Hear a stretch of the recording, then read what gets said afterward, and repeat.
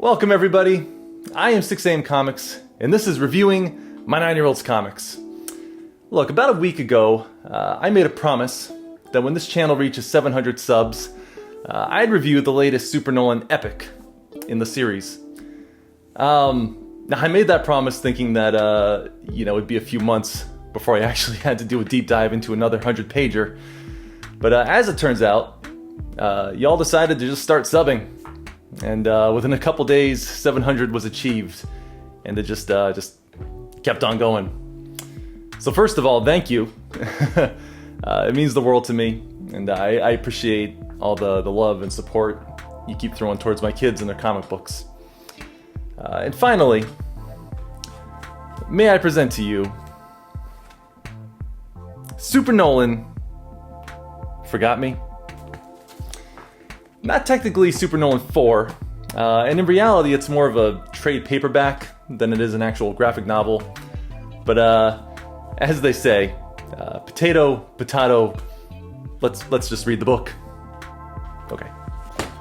As previously stated, this is not technically a graphic novel, but instead this is a trade paperback.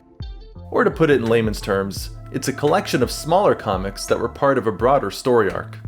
For this reason, it doesn't carry the name of Super Nolan 4, but instead it goes by the name Super Nolan Forgot Me, the full collection. But just in case you didn't notice the words full collection, there's another clear indicator that this is a trade and not a novel. The chapters are now referred to as issue numbers, and rather than having traditional chapter cards, we now have comic covers. I mean, how is this not obvious, people? This book is nothing like a graphic novel. It's just one complete linear story within a single book separated by sections, which are definitely not chapters. Moving on. As for the overall presentation, the story of Super Nolan Forgot Me is compiled within a softcover spiral sketchbook, much like Super Nolan 2 and 3. However, the cover was illustrated on a separate piece of paper and taped on, in a similar fashion to Super Nolan 1. But like I already said, these books are nothing alike. An interesting feature about this book is that the inside cover table of contents doubles as a built-in bookmark. This is an incredibly innovative feature and very thoughtful given that this is a massive 100-page collection. And rather than expecting fans to plow through this thick beast in one sitting, readers can now relax knowing that they can comfortably save their place and return to it at their convenience. The back cover, as expected, has its own barcode to help with tracking of Worldwide's inventory. Otherwise, how would anybody know if any of this one copy went missing? We're also given an interesting quote. "Nothing can stop me. At this rate, not even death will." This is a masterclass in salesmanship, sparking curiosity as well as a vague, blurred line between heroism and villainy to its potential buyers. Is this meant to be an inspiring phrase from our title hero, or an ominous premonition from our story's antagonist? There may potentially be some clues within this faded white text above the quote, but I'm too old to even attempt to adjust my already fading vision on that enigma.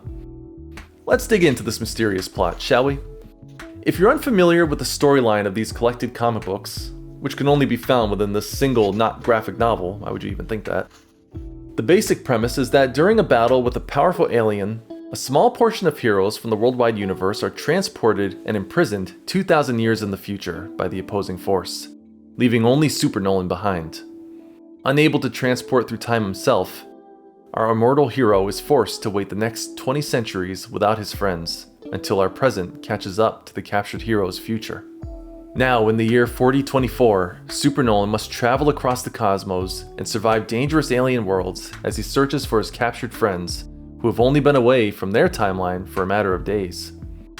While all of Super Nolan's tales have dabbled in darker, more emotional themes, Super Nolan Forgot Me hits hard in a different way, as it truly drives home the devotion and the loyalty of Super Nolan's friendship with his fellow heroes.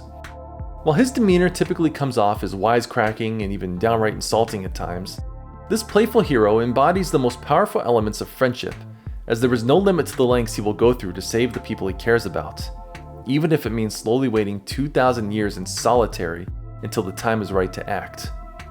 We've already seen Super Nolan's love for humanity, as in his first outing as a hero, he showed kindness to the likes of his most ruthless adversary, Frank F. Frank, just to turn him from the darkness to the light. However, we've never truly seen the limits of his devotion tested in a way that Super Nolan Forgot Me pushes those boundaries. Anybody can be brave in the face of immediate danger, but how strong can one truly be against one of the most unbeatable and tedious forces the universe has ever known? Time. Time, takes everybody out. It's undefeated. But that's not to say this collection is all about philosophical dilemmas and psychological trauma. If anything, this is one of the most bizarre, wacky, and out of this world, no pun intended, tales we've ever seen come out of the worldwide archive. Supersonic space-traveling vegetation, a brand new high-tech suit made up of tiny cyborg ants, wheel-legged stampeding aliens, and even a 38-page long showdown between Super Nolan and each of his brainwashed superhero friends. The friends he's waited 2,000 grueling years just to rescue. Setting aside the story elements, it should be noted that the artwork of this book is, as always, top-notch. Presented in the standard black and white we've come to know and love from the Super Nolan graphic novels. Not that this is a graphic novel, because it's not. It's a collection. The character design, dynamic panels, the lettering, and even the shading is top-tier worldwide premium artwork. I especially love Super Nolan's ant-based darker suit, expertly designed to blend the classic costume with the futuristic time period.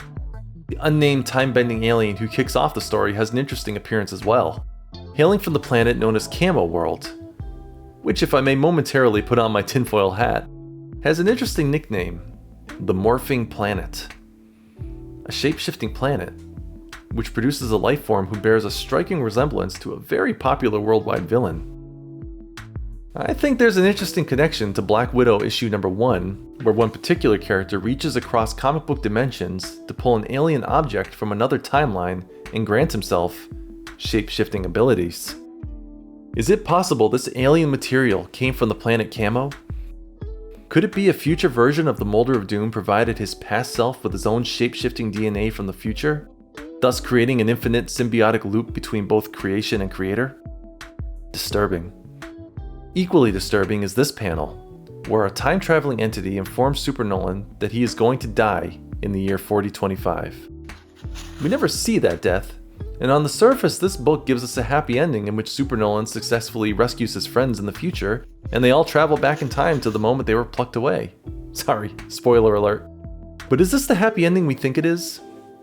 See, Dragonfly, Scorpion, Black Widow, and Blue Jay return to the moment that disappeared, and so it's as though they never left, and hence, there isn't really a time paradox created. Time proceeds as it was intended, and as intended, they never exist in the year 4024, as they would have been long dead by that point anyway. However, Super Nolan never travels to the future. He goes on living in the present and is forced to wait 2,000 years until he can rescue his friends from a time they shouldn't have lived in the first place. So what happens when future Super Nolan comes barreling back in time with his friends to a moment in time he already exists in? Now we have a paradox. Either we have two Super Nolans from two different time periods existing in the present, or one of the Super Nolans is erased from existence. We don't see two Super Nolans celebrating at the end of our book, nor do we see two Super Nolans living 2,000 years in the future to rescue their friends. I have two theories. Either the first Super Nolan who witnessed his friends disappear is crushed and killed by the crashing spaceship containing his future self and his friends, which means the Super Nolan we followed in this book was the one who returned from the future, and we would assume that that Super Nolan lived another 2,000 years to repeat the process again. My second theory is that in order for time to correct itself, the Super Nolan from the future is killed upon the impact of the crashing ship, and the Super Nolan we see jumping from the blast is the same Super Nolan who witnessed his friends disappear, and he seemingly is jumping out of the way of the crashing ship containing his now dead future self. From this point on, his friends live their lives, die of old age, and 2,000 years in the future, Super Nolan simply rescues their past selves from captivity, and in this tragic loop, proceeds to die. The latter of the two theories makes the most sense, as this would fulfill the prediction from the earlier panel that Super Nolan is going to die in the year 4025. Now, one small contradiction is that we flash forward to the year 4024 in issue number 2, not 4025. This was either an editor's mistake, or perhaps there's a year-long gap between the time Super Nolan is encased in a cocoon and when he emerges from that cocoon in the brand new cyborg ant uniform. I'm inclined to believe that it was an editor's mistake. Maybe if Big Brother and former editor Milo had been brought back for the series, that would have been more clearly defined. Now, going back to my theories, I do have a third theory. But you know what, this review's going on long enough. Let's just table that for another time. Now, as much as I'm sitting here gushing over fan theories and artwork, I do have one small critique. We're given no extras in the back of the book. Super Nolan 1, 2, and 3 provided us with puzzles, alternate scenes, swag, and how to draw sections. All we're given at the end of this book, however, is a teaser image for Super Nolan 4. And don't get me wrong, we're all anxiously waiting for that graphic novel to drop. But come on, a Super Nolan book isn't a true Super Nolan book without the extras. Oh wait, that's right. This isn't a book. It's a collection. My bad. And there you have it. Super Nolan forgot me. Now, this entire book came out of nowhere and shook the nation with its innovative storytelling, its upgraded artwork, and its thoughtful approach to both the blessings and the curses of a superhero's immortality. Its unique blend of science fiction and classic superheroism, combined with themes of friendship and loyalty, makes it a classic piece of comic book literature, which in many ways surpasses the already intellectually elevated Super Nolans 1, 2, and 3. Because of this, I'm going to go ahead and give it a rating of 5 time-traveling DeLoreans. Now, the only question remains, will it also take another 2,000 years for Worldwide Comics to finally release Super Nolan 4? Clock's ticking, kid. Sub it, like it, share it, I'm out!